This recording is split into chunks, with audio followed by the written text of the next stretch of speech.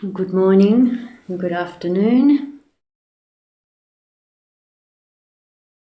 I'd like to speak a little bit about trust and how we cultivate trust in the practice.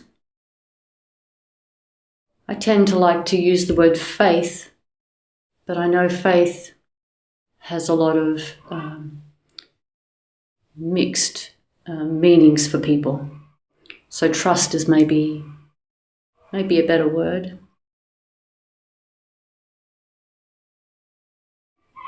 When we come to practice, we're generally coming from a society in which the values that we place in practice aren't necessarily as strong in the culture that we've come from. And so to come from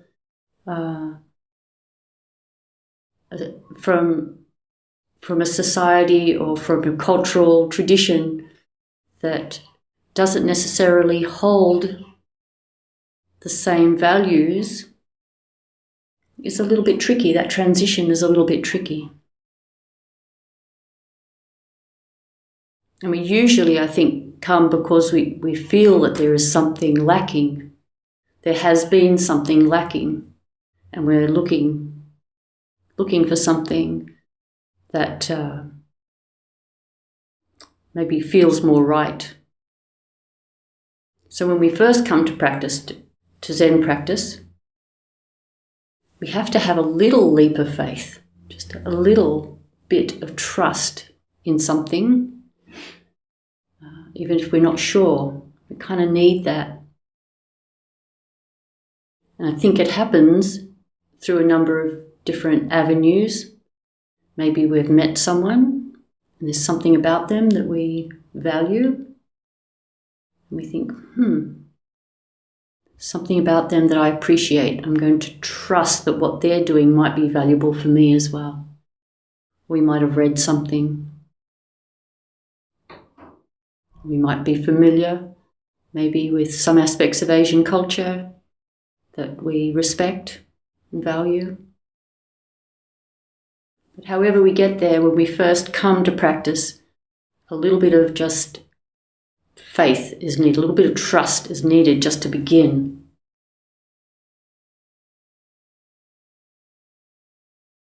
So it's a little risk that we take.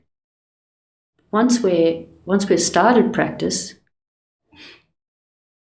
then we don't actually need to take too many risks. Once we're here and once we begin, then we can begin this process of verification where we verify for ourselves the teachings, the teachers, the practices. We get to verify that through our own experience.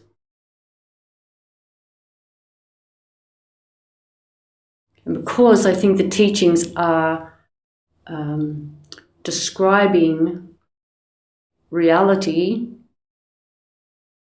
then it's something that we can verify. We're not being asked to believe something that cannot be verified.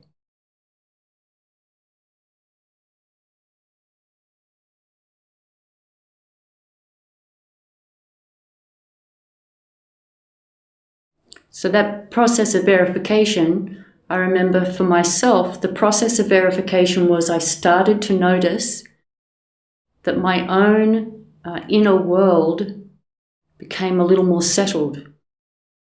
My interior world, my thinking world, that also then translated into how I functioned in the world, seemed to get a little more steady. You could even say a little less neurotic. Whatever my habits and tendencies from my childhood, they were not as loud. They quietened down. And I noticed that. I did notice that that's what was happening. It was kind of a pleasant surprise. just some simple examples is that I used to have a fairly strong fear of being late, that somehow something terrible would happen, completely irrational. Really, nothing terrible is going to happen. But the fear was there, and the fear was loud. And that quietened down. It really quietened down. It was such a relief to not have sort of hyperventilating, fluttering breathing at even the thought of being late for something. Or getting lost, making a mistake on a freeway, for example. At one point, making a mistake on a freeway and missing an exit or taking a wrong exit would have caused great distress. And now it just doesn't bother me at all, really. But it took a while to move from one to the other. And so early in practice, those first few years, just some simple examples that I started to see the positive effect on my internal world.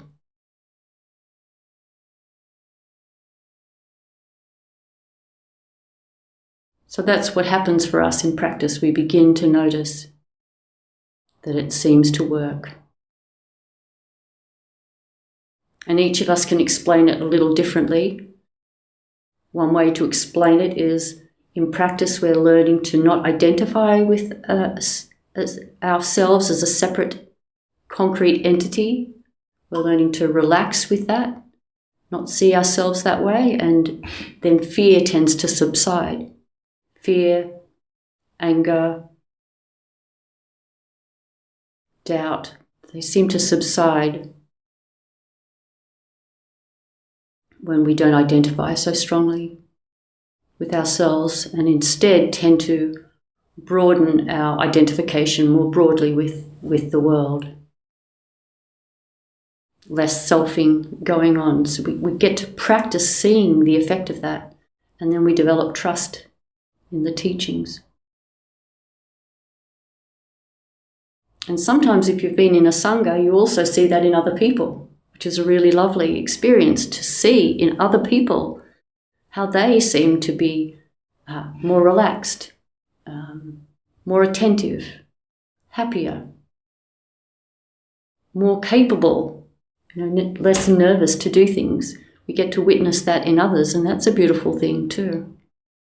Over the years, to see people come into practice, sometimes almost limping in, trying to find some refuge, and then we watch over the years. They blossom, they become confident and calm. So that deepens our trust, just witnessing that in our fellow Sangha members.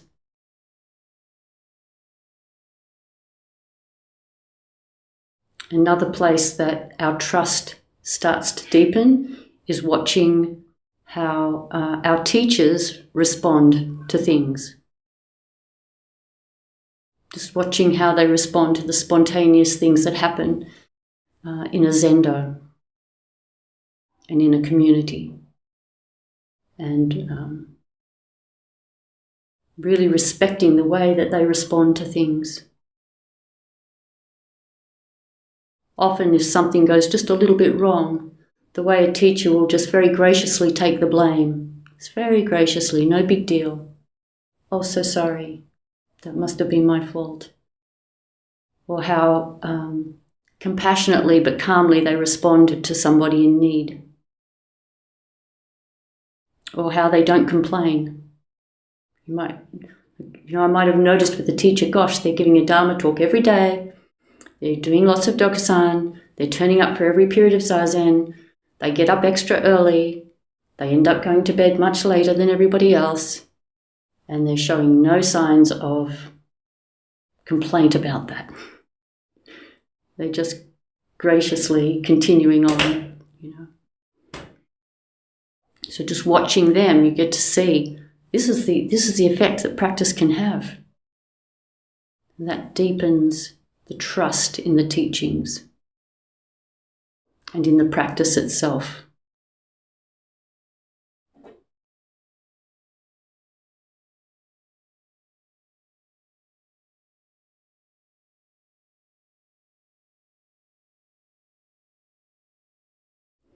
And the practice itself, sitting Zazen, it really has taken me many years, and it keeps on deepening my trust in this practice of Zazen. It is so simple, and yet it seems to have this incredible capacity to awaken in us an awareness of the present moment, just the purity of the present moment. So our trust in Zazen deepens over time.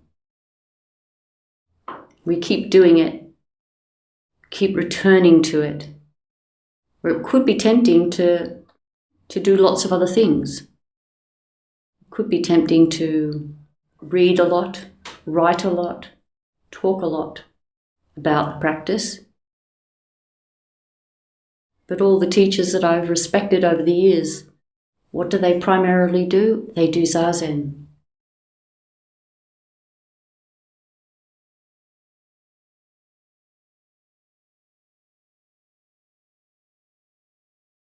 So we can trust the Zazen, then it makes it actually easier for us to do it each day, because it can be a bit tempting to not do it. There's lots of other things that are calling out to us, and there's not a lot of support outside of our Sangha life for doing it. But it gets easier to discipline ourselves for that little moment of resistance that often we have. We can push through that moment of resistance more easily because we have this trust, we have this faith that this is worthwhile.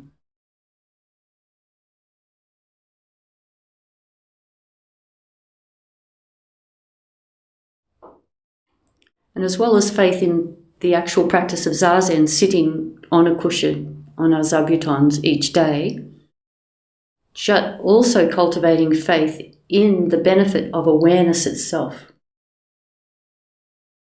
The benefit of being aware, of being aware of what our eyes are seeing, what our ears are hearing, what our body is feeling. To trust that actually the process of awareness and being aware of awareness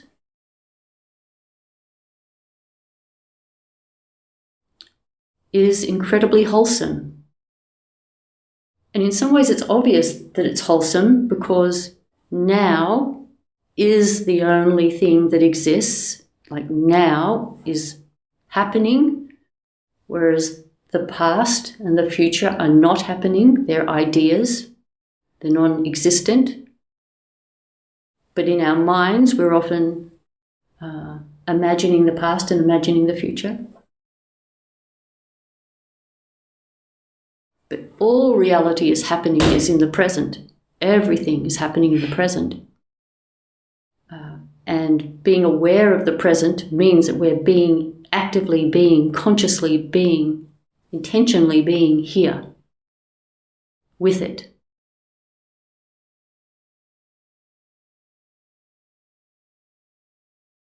It's the only place that has power. No other place has power but now.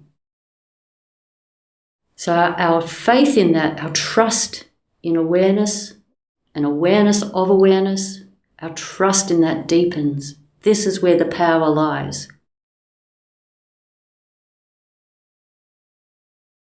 Not somewhere else. There is no somewhere else, but in no imaginary somewhere else.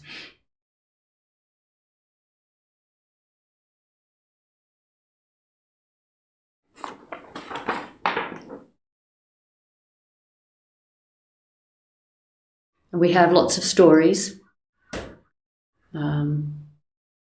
One story that we have is of Ananda, Buddha's disciple, who was his attendant for 20 years. And there's many different stories about Ananda, but one of the stories is that he was a very bright man, very intelligent, with almost a photographic memory, and he could recite the Buddha's teachings to people. So it was an enormous service that he could retain and recite the Buddha's teachings so more and more people could hear it. but that intellect also was a little bit of a barrier to his awakening, to his waking up. And Mahakasyapa awoke, another one of Buddha's disciples, at the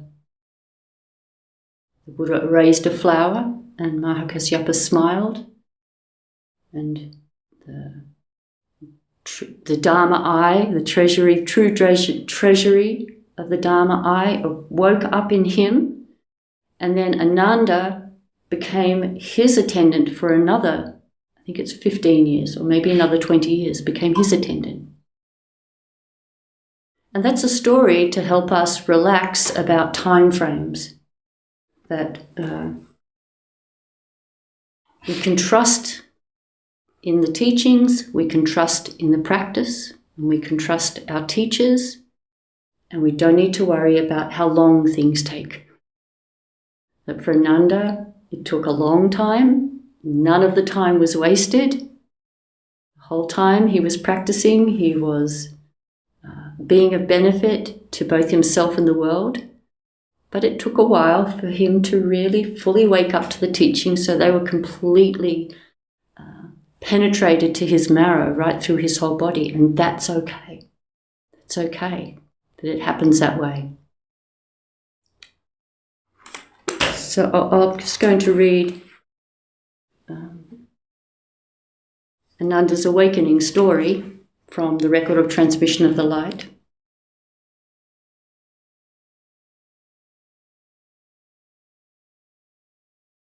The second patriarch was the Venerable Ananda.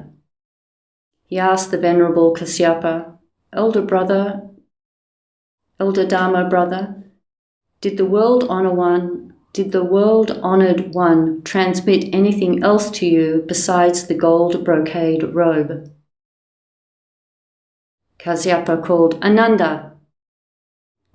And Ananda replied, and Kasyapa said, knock down the flagpole in the front of the gate.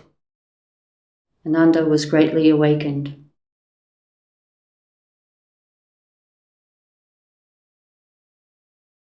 I think of Ananda here as very open and receptive, and he asks this question, did the world-honoured one transmit anything else to you besides the gold brocade robe? And Kasyapa just says, Ananda. It doesn't say what Ananda replied, but I always imagine that he just replied yes.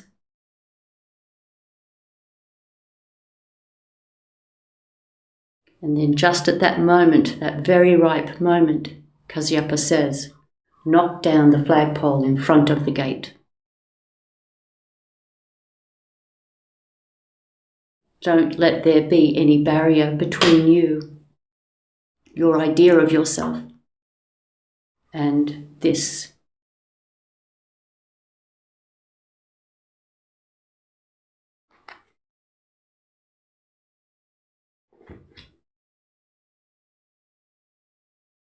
So for some people, they can come into practice quite quickly, be inspired very quickly, and have develop trust very quickly,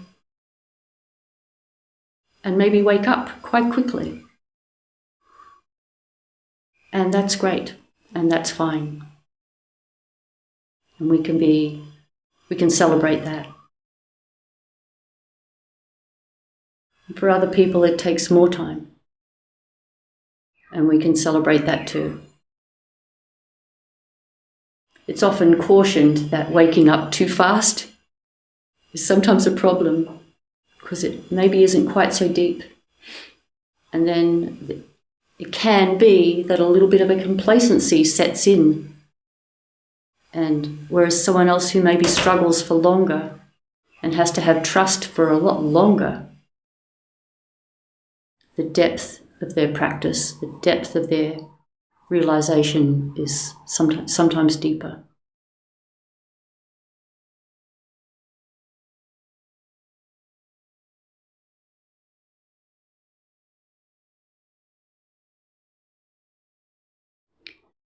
And another factor, I think, in the developing of trust is that some of us find trust a little easier than other people.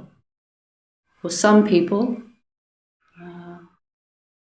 you could say, from the causes and conditions of their life, maybe had parents who were trustworthy, had teachers at school who were trustworthy, maybe even were within their community, felt they were in a fairly safe community where their needs were more or less cared for. Their caregivers, even in terms of like government, was relatively trustworthy. And so they can come to practice with an open receptivity because they've had good experiences of trusting authorities, you could say. And that's something for us to celebrate, that there are people that have had that kind of life experience, that they can come wholeheartedly into practice, be open to the teachings, be open to Zazen, can be quite devotional to their teacher quite quickly, and can also discern who to trust and who not to trust. They've got that capacity because of all the past conditions in their own life. And then there are people at the other end of that spectrum whose caregivers were not trustworthy, or whose teachers at school or whose neighbours or relatives were not trustworthy, some of which were not trustworthy. Or they've been raised in a particular political climate where they couldn't trust authorities, couldn't trust government, couldn't trust police, for example.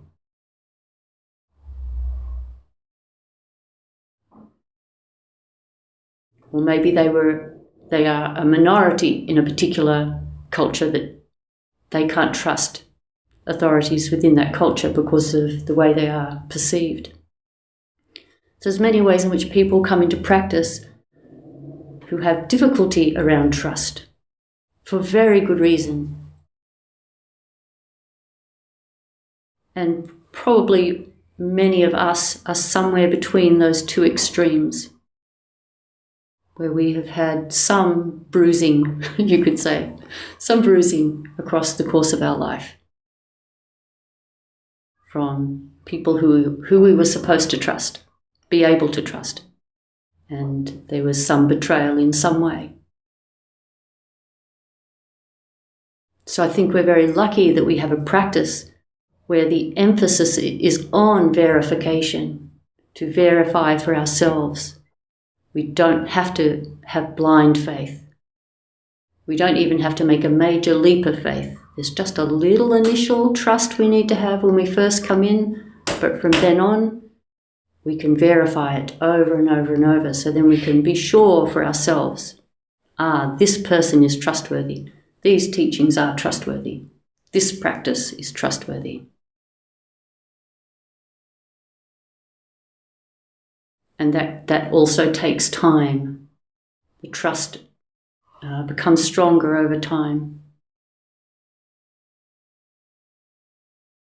And there is a point, I think, for many people where the trust becomes like unshakable. It's an unshakable trust.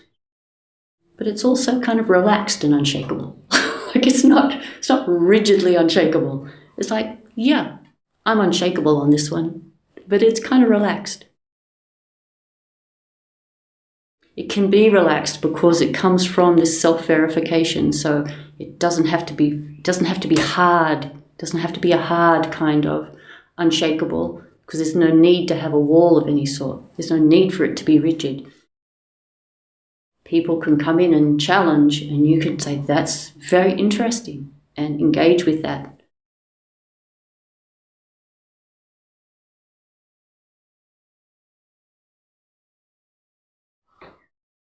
But it is a lovely feeling to have a deep trust in the teachings.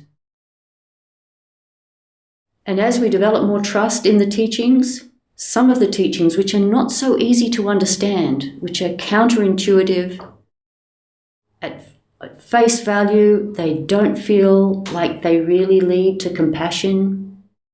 They feel like maybe they don't. those more subtle teachings, when we have enough trust in the teachings, we can really slow down, and then we can hear the more subtle teachings.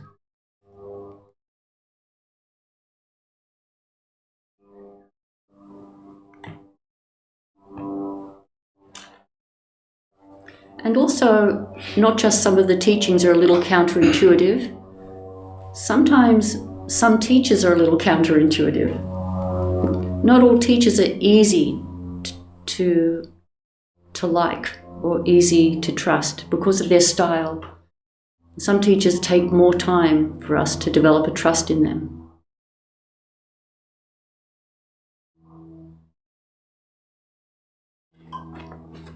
And even some of our practices take a little more time. People are often more willing to trust Zazen, to try out Zazen, but a little more kind of untrusting of things like bowing and ceremonies and robes. There's some things that are so different to our mainstream culture that they feel slightly scary even, slightly dangerous even. And so it takes time to check them out. Watch them, watch the people doing them, and then slowly but surely go, I think there might be something worthwhile in them. But that takes time too.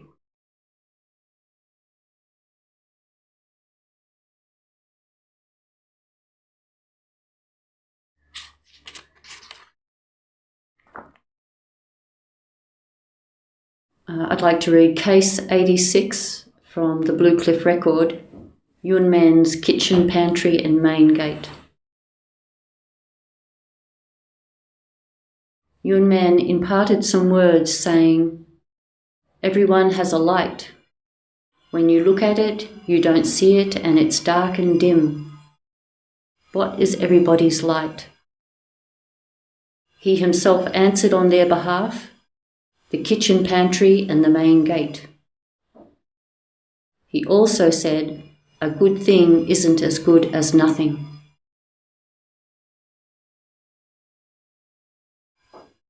It's a beautiful case. Yunman imparted some words saying, everyone has a light. When you look at it, you don't see it and it's dark and dim. What is everybody's light?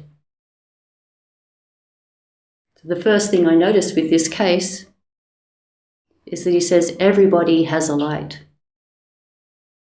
He doesn't say almost everybody has a light.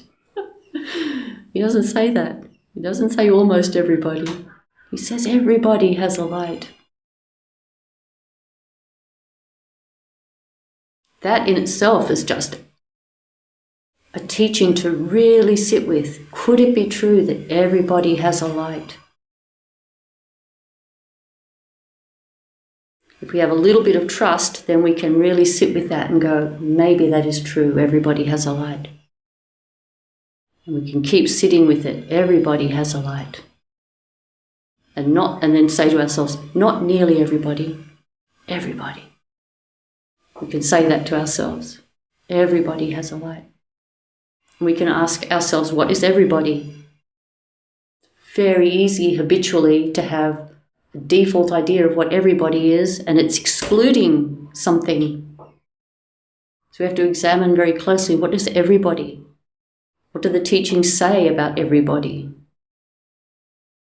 There's lots of different teachings that say quite a lot of different things. And that's because as we develop trust, we can hear the more subtle teachings more easily. So sometimes teachers don't give the most subtle teachings straight away. When they say everybody, they talk about people. Another time a teacher might talk about everybody and talk about people and all sentient beings, animals and insects and so on, fish in the sea. Another teacher might give a talk or might write something and talk about everybody is everything that appears, including the rocks and the rivers. So when we hear different teachings, it's not because there's any disagreement. It's often because teachers are teaching to the level of trust, you could say, in the the assembly.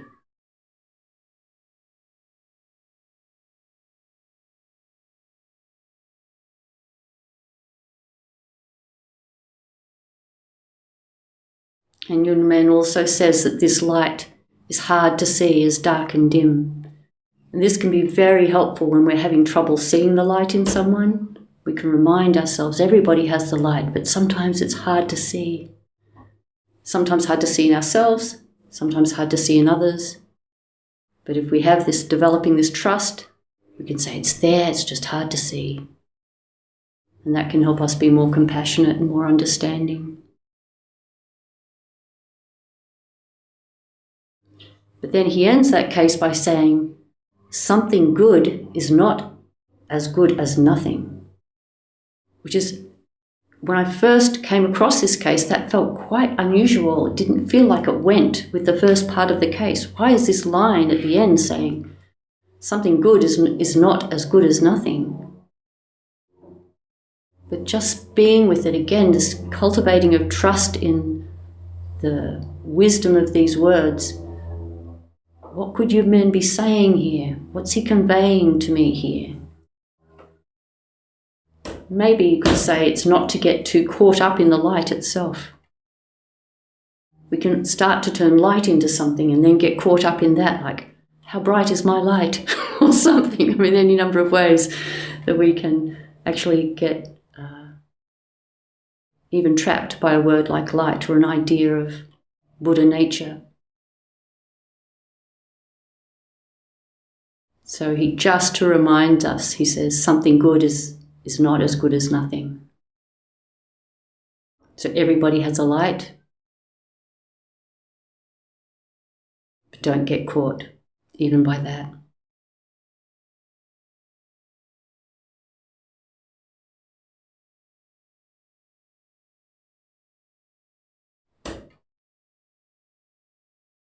So as we have this, develop this trust, we're kind of free. There's a freedom to play with words, to engage with all the appearances in the world, to talk with people, to do things with our body. There's a sort of a freedom. We can play without getting hooked or trapped by anything.